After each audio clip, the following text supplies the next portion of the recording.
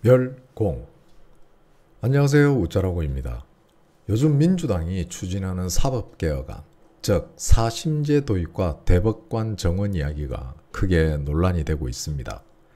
표면적으로는 국민의 재산권 확대, 사법부의 공정성 확보 같은 그럴듯한 명분이 내세워지고 있지만 정치권과 법조계 안에서는 거의 한 목소리로 말합니다.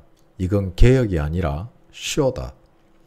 진짜 목적은 이재명 구명과 내년 지방선거용 결집이다. 그럼 왜 이런 말이 나오는 걸까요? 하나씩 차근히 짚어보겠습니다.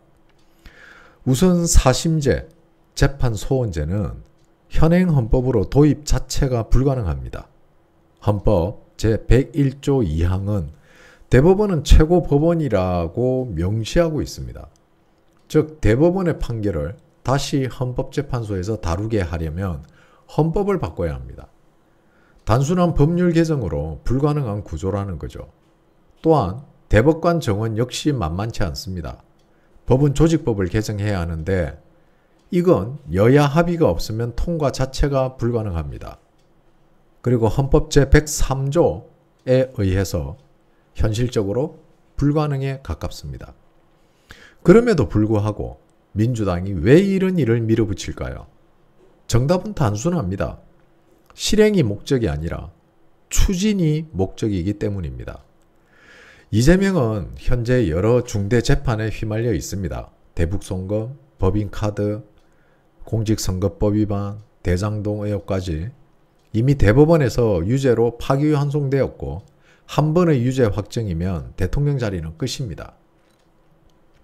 이 상황에서 민주당이 꺼낸 카드가 바로 사심제입니다. 이 제도가 도입되면 대법원 판결이 부당하다는 이유로 헌법재판소에 다시 헌법소원을 낼 수 있습니다. 결국 확정된 유죄 판결을 뒤집을 수 있는 마지막 출구가 생기는 셈이죠. 이건 법이 아니라 이재명을 위한 사법용 탈출구 장치입니다.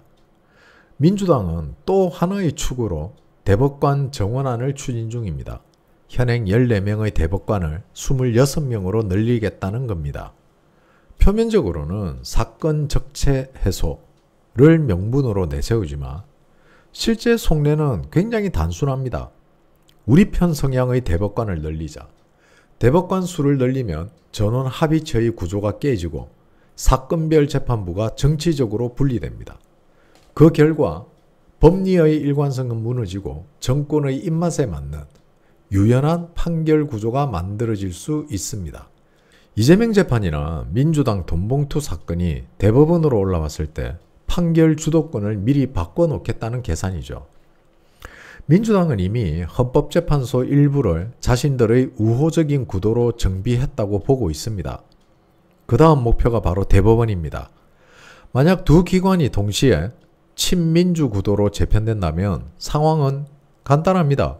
대법원이 유죄를 내려도 헌재가 절차 위반을 이유로 뒤집으면 되기 때문이죠.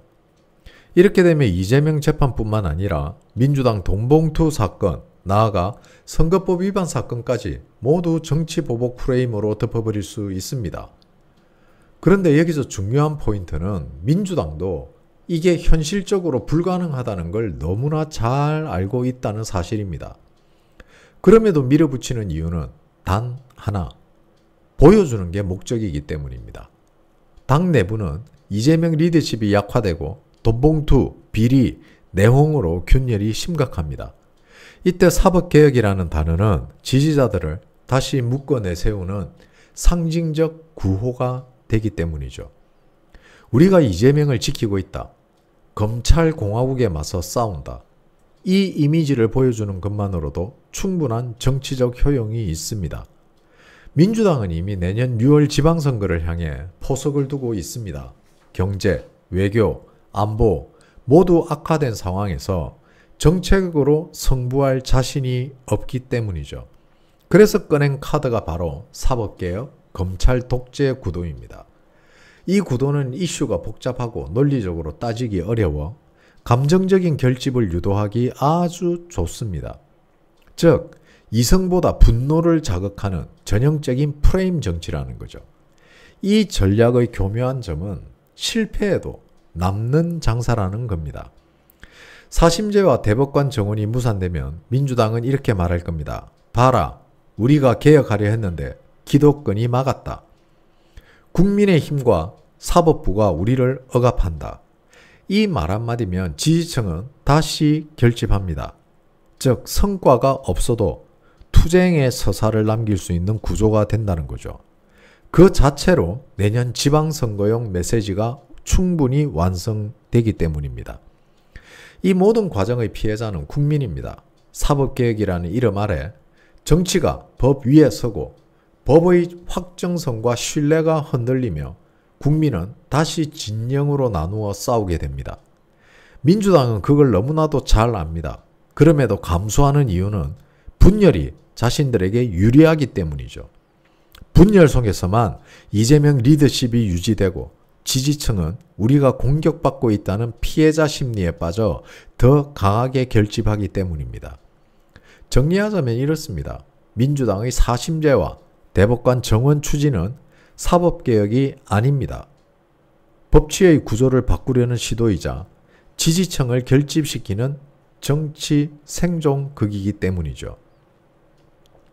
이재명을 지키기 위한 법적 방탄, 내년 선거를 위한 정치 퍼포먼스, 그리고 여론을 분열시키는 전략적 연거. 결국 국민은 또다시 개혁이라는 단어 아래 하나의 거대한 정치쇼를 보고 있는 셈이라는 겁니다. 쇼, 쇼, 쇼. 멸공.